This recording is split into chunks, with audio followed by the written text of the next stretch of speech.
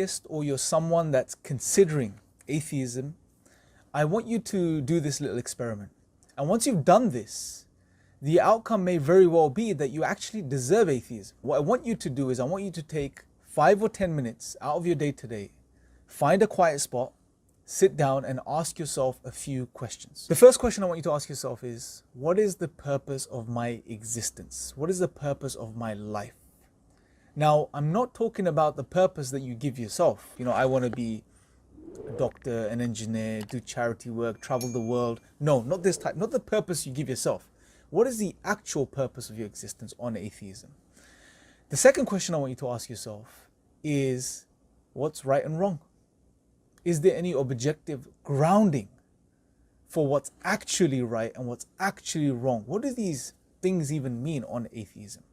And the third question I want you to ask yourself is, who am I? What am I? Now, the first question, if you really sit down and think about it, and I'd love to know your thoughts if you've done this, let me know your thoughts in the comment section below. But the first question, what is the purpose of your existence? I'm sure you would come to the realization that there is none on atheism.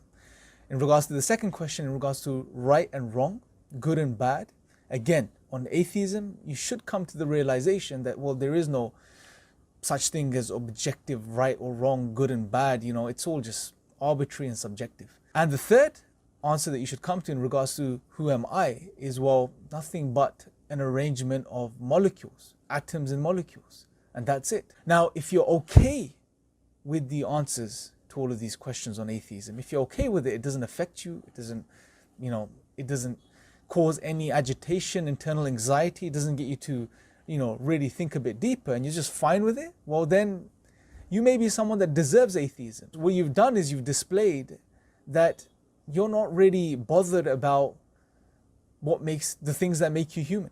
Let alone being atheist, you can be whatever you like. It doesn't really matter at the end of the day.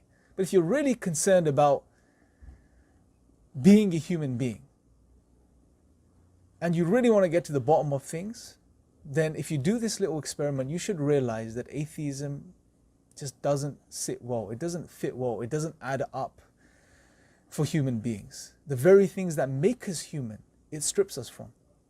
And if you realize this and you're not okay with that, which we shouldn't be, then I really encourage you to start looking further, beyond atheism. And I would really encourage you to look into Islam, because I believe this is the truth from our Creator, the one that created us, the one that created us for a very specific reason, a purpose, which He outlines in the Quran. The one that gave us an understanding of right and wrong, an internal understanding, and then supported this via revelation, which again is in the Quran, the final revelation.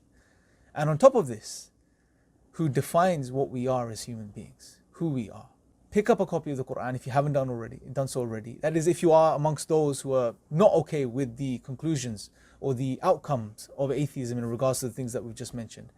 And read it for yourself and see what it says to you. I'll leave you guys with this. Let me know your thoughts in the comment section below. Until next time,